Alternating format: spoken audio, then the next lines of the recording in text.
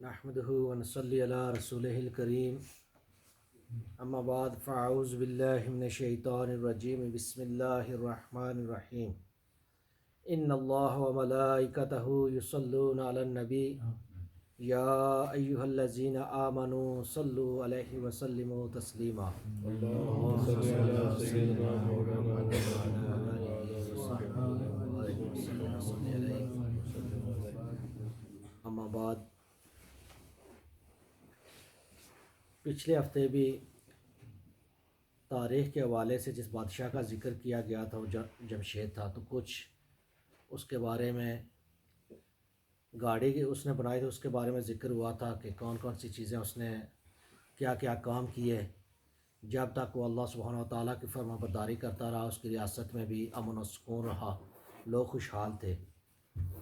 تو پھر جب اس نے اللہ سبحانہ و تعالیٰ کے احکامات کی نافرمانی کی، خدائی کا دعویٰ کیا، پھر اس کے ساتھ کیا ہوا.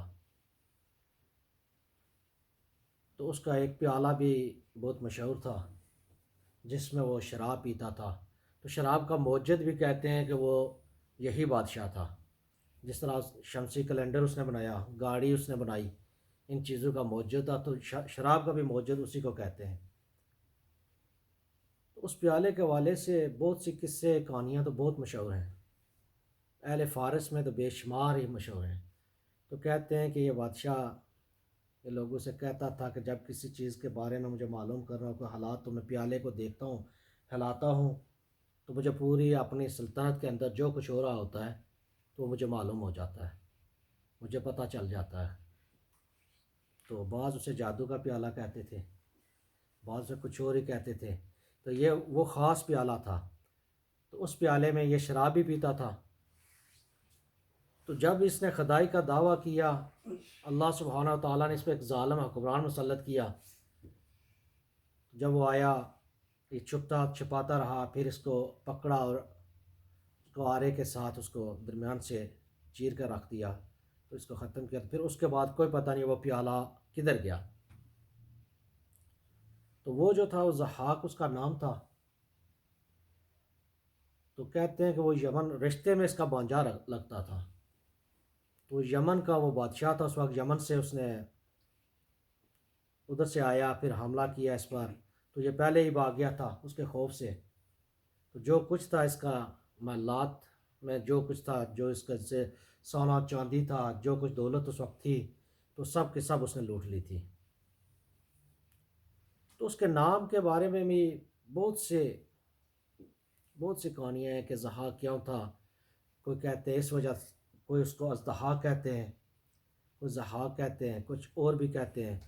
تو بعض کہتے ہیں کہ وہ ہنسنے والا تھا، بعض کہتے ہیں کہ اس کو جدھر بھی جاتا تھا وہ تباہی و بربادی لے کے آتا تھا، اس لیے اس کا نام یہ تھا. تو بعض کہتے ہیں کہ اس کے دو کندھوں کے اوپر پھوڑے تھے، تو وہ بڑھتے بڑھتے ایسے ہو جاتے جیسے سانپ کی شکل، اژدہاک، اژدہا سے. تو اس وجہ سے بھی اس کو اژدہاک بھی کہا گیا ہے.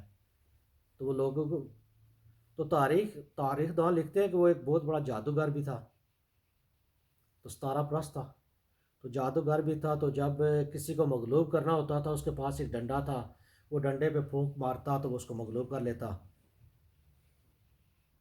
تو ہوا کیا، جب اس نے خدائی کا دعویٰ کیا، پھر وہ آیا تو اس نے قبضہ کر لیا، اس کی سلطنت پر قبضہ کر لیا. قبضہ کرنے کے بعد تھا تو وہ پہلے ہی خدا کو نہ ماننے والا. تو اس نے اچھے کام تو کچھ نہ کیے، لیکن ظلم و ستم اس نے بہت کیے. ظلم و ستم اتنے کیے، ہر روز وہ لوگوں کی گردنیں کاٹا کرتا تھا، دو لوگوں کی، کیونکہ اس کے جو پھوڑے تھے وہ ہر وقت حرکت کرتے رہتے تھے. تو وہ جب حرکت کرتے تو اسے تکلیف بہت ہوتی. تو تکلیف ہوتی تو پھر وہ ان کو کاٹتا، پھر وہ بڑھتے، پھر کاٹتا. تو وہ لوگوں سے اس کو چھپا کے رکھے ہوتے تھے کپڑے کے نیچے. تو لکھتے ہیں تاریخ دان کہ ان سے وہ لوگوں کو ڈراتا بھی تھا. تو پھر ہوا کہ اس نے اپنی سلطنت کے جو ہے نا دروازے حکم جاری کر دیا کہ کھول دو، سلطنت کے دروازے کھول دو. ہر کسی کو عام حکم دیا کہ کوئی ہے ایسا طبیب جو اس کا علاج کر سکے تو اجازت دی سبھی کو کہ آئیں، کیونکہ تکلیف اس کو بہت زیادہ تھی. تو جب اس نے اجازت دی تو کہتے ہیں کہ ایک پھٹے پرانے کپڑوں والا بوڑھا آدمی آیا، تو اس نے کہا کہ میں تیرا اس کا علاج کر سکتا ہوں، پر اکیلے میں کوئی بات کرنا چاہتا ہوں۔ تو اس نے کہا ٹھیک ہے۔ اس نے کہا تو نے پھر اپنی روح کا سودا میرے ساتھ کرنا ہوگا، تیری روح کا سودا تو نے کرنا ہوگا۔ اس نے کہا ٹھیک ہے، جو بھی کہتا ہے، مجھے آرام مل جائے تو میں کر دوں گا سب کچھ۔ تو وہ شیطان تھا جو انسانی شکل میں تھا، تو پھر اس نے اس کو بتایا کہ ہر روز تو یہ کام کر کے 2 بندوں کا جو قتل کر کے ان کا دماغ نکال کے اپنے پھوڑوں پہ لگایا کر، تو یہ اس کا تریاق ہوگا۔ پھر اس نے حکم جاری کر دیا۔ جب حکم جاری کیا تو جو اس کے جو بھی تھے اس وقت، وہ جلاد تھا یا کوئی پولیس والے تھے یا جو بھی تھے، وہ شام کا وقت جب ہوتا نا تو وہ گلیوں میں چلے جاتے، جیسے وہ بندوں کی بو سونگھتے، جو ملتا تو اس کو لے آتے، اس کو قتل کرتے، دماغ نکالتے، پھر اس کے پھوڑوں پہ لگاتے۔ کہتے ہیں کہ شام کا جب وقت ہوتا تھا تو لوگ خوف کے مارے ایسے چھپ جاتے تھے، پتہ چلتا تھا کوئی ہے ہی نہیں ہے اس میں، اس بستی میں، اس علاقے میں کوئی بھی نہیں ہے۔ ایسے ہی چلتا رہا چلتا رہا، پھر لوگ وہاں سے بھاگنا بھی شروع ہوئے، جان تو بچانی تھی لوگوں نے۔ تو جب روز کے 2 بندے قتل ہونا شروع ہو گئے تو بستی کی بستیاں خالی ہونا شروع ہو گئی۔ تو پھر اس کا کام تھا یہ جو سزائیں، یہ اس نے سزائیں بھی لوگوں کو پکڑ کر بے شمار سزائیں بھی دی۔ تو جب یہ چیز بڑھتی گئی تو ایک لوہار تھا، کعبہ اس کا نام تھا، اس کے 2 بیٹے تھے صرف۔ ہوا یہ کہ اس کے دونوں بیٹوں کو پکڑ لیا جلادوں نے، لے گئے۔ جب اس کو خبر ملی کہ اس کے بیٹوں کو بھی قتل کر دیا گیا ہے، تکلیف تو اسے بہت ہوئی، پریشان بھی ہوا۔ تو اس نے کہا کہ دیکھو اب کیا ہو سکتا ہے۔ پھر اس نے یہ کام کیا، کمزور بھی تھا، لوہار تھا، تو وہ دونکنی جو تھی اس کی، جس کے ساتھ وہ آگ کو جلایا کرتے تھے، اس کو نے، وہ چمڑے کی دونکنی تھی، اس نے ایک ڈنڈے پہ باندھی، جیسے ایک جھنڈا بناتے ہیں، تو ایک چوراہے پہ جا کے کھڑا ہو گیا۔ جب چوراہے پہ کھڑا ہوا تو لوگوں کو پکارنے لگا، لوگوں، میرے تو 2 بیٹے تھے، وہ تو چلے گئے، میرا جو کچھ سب کچھ سرمایہ وہی تھے، وہ تو چلے گئے، لیکن کتنا عرصہ آپ ظلم برداشت کرو گے؟ کتنا عرصہ اپنے لخت جگر کو ایسے ہی مرتے دیکھتے رہو گے؟ تو آؤ اس جھنڈے کے نیچے آؤ، یہ وہ جھنڈا ہے جو اس سے نجات کے لیے، اگر آپ چاہتے ہو کہ اس سے نجات حاصل ہو تو آؤ اس جھنڈے کے نیچے اکٹھے ہو جاؤ۔ تو لوگ تو پہلے بھی بہت پریشان تھے، تو کہتے ہیں کہ آہستہ آہستہ لوگ اس کے جھنڈے کے نیچے، ہر روز وہ شام ہوتی نا تو وہ جھنڈا اپنا، وہ اس نے وہ جو دونکنی تھی اس ڈنڈے کے اوپر باندھی ہوئی تھی، وہ لے کے کھڑا ہو جاتا تو آوازیں لگاتا۔ اس نے کہا میرے پاس تو کچھ بھی نہیں آپ کھونے کے لیے، جو کچھ تھا سب کھو دیا، آؤ نکلو۔ تو پھر لوگ آہستہ آہستہ اس کے جھنڈے کے نیچے اکٹھا ہونا شروع ہو گئے۔ جب اکٹھا ہوئے تو انہوں نے کیا کیا کہ پھر اس علاقے کا جو گورنر تھا اس کو قتل کر دیا، لوگوں نے پھر اس کو قتل کیا، پھر دوسرے کو قتل کیا، حتیٰ کہ جب باقی لوگوں نے بھی دیکھا، ان کی بھی ہمت بڑھی تو اس کے ساتھ ہی ہوتے گئے۔ جب یہ چیز ہوئی تو وہ اس کے پاس، جب اس نے دیکھا، ایک اور بھی روایت ہے کہ دیکھا ہے، اس بندے کو بلایا، آپ بتا تیری کیا وجہ ہے، تو نے کیوں بغاوت کی ہے؟ تو اس نے کہا دیکھ، تو ایک علاقے کا بادشاہ ہے یا پوری سلطنت ہے تیرے پاس، تو روئے زمین کا بادشاہ ہے۔ تو اس نے کہا کہ میں پوری روئے زمین کا بادشاہ ہوں۔ تو اس نے کہا پھر ہر روز اسی بستی سے کیوں قتل کرتا ہے؟ تو ہم پر ڈیوائیڈ کر لے، تو ہر روز الگ الگ بستیوں سے بندے لے کے آ۔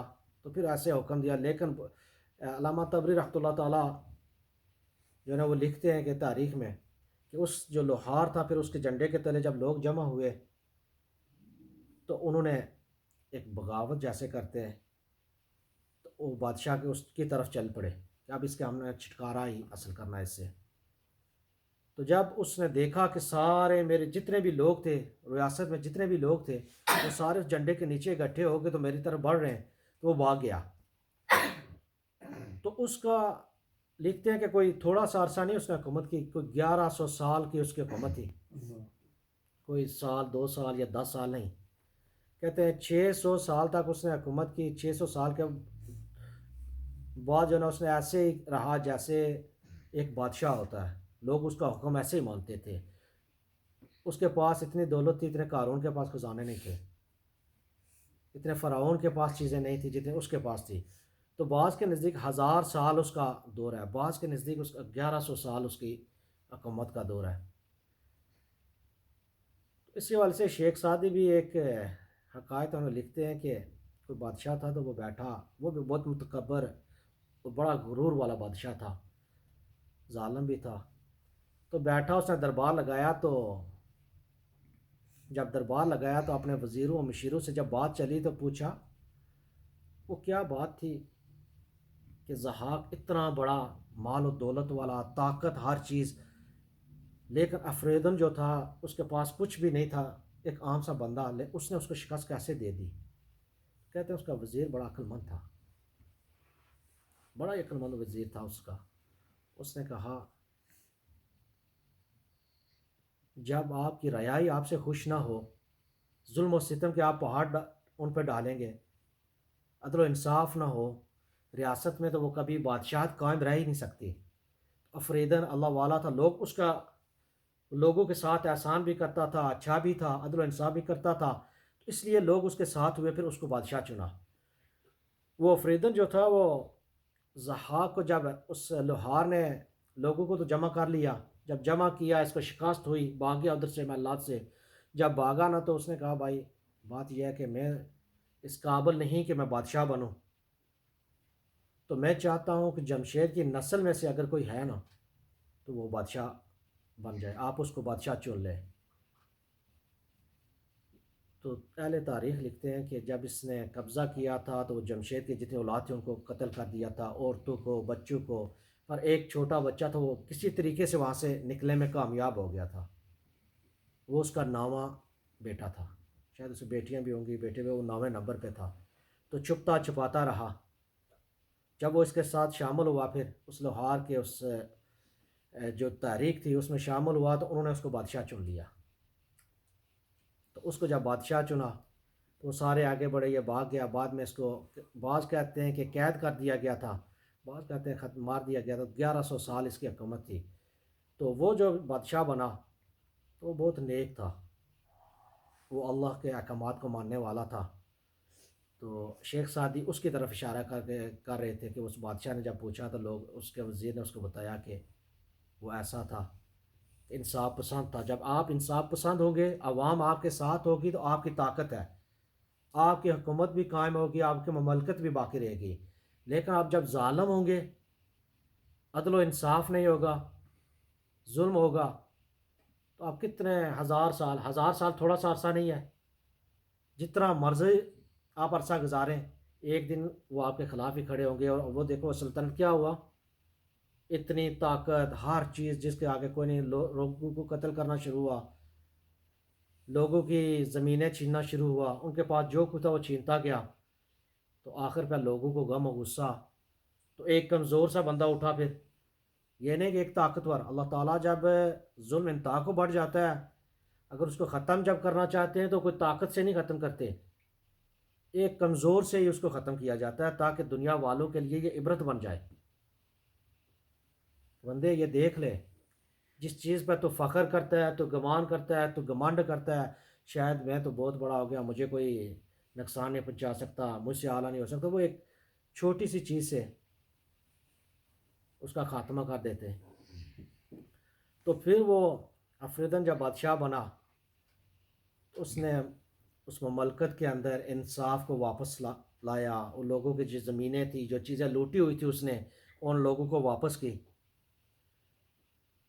تو پھر اس ملک میں انصاف، کہتے ہیں کہ پھر انصاف ہو گیا. بعض لوگ کہتے ہیں کہ جو افریدن تھا نا، وہ بعض اس کو بیان کرتے ہیں کہ وہ جمشید کی اولاد میں سے تھا، لیکن بعض مورخین لکھتے ہیں کہ وہ حضرت نوح علیہ السلام تھے، کیونکہ اس کے آگے جو تھے، جب اس نے حکومت کی، لوگوں کو واپس درس و تدریس کی، اللہ کی طرف لایا.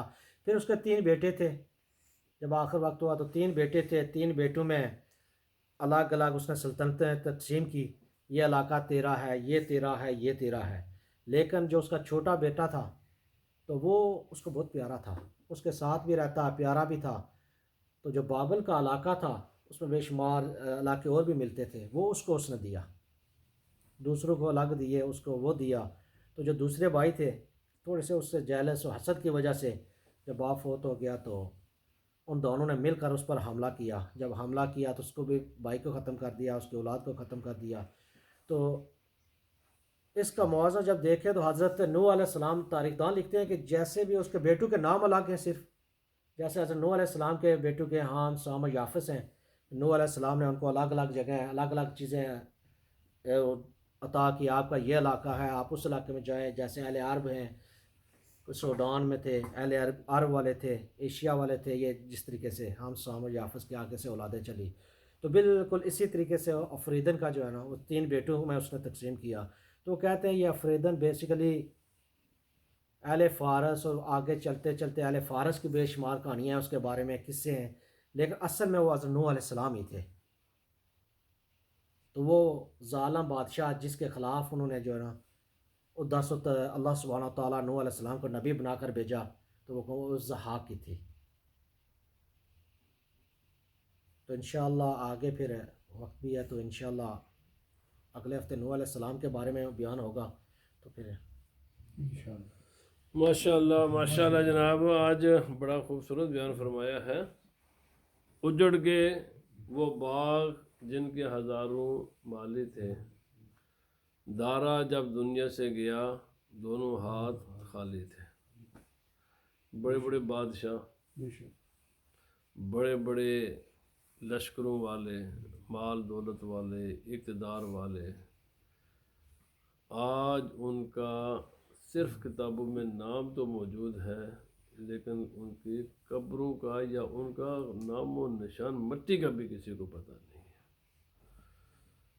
اس لیے یاد رکھیں، قرآن مقدس نے اس بات کو بہت زیادہ بیان کیا ہے کہ جب اللہ تعالیٰ کسی انسان کو اقتدار دے، دولت دے، طاقت دے، عزت دے،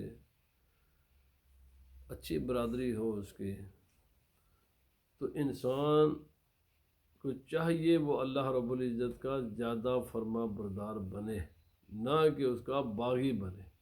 انسان کرتا کیا ہے، جب لمبے عرصے تک کسی انسان کو اللہ تعالیٰ خوشحالی عطا کرتا ہے نا، انسان خدا کا باغی ہو جاتا ہے۔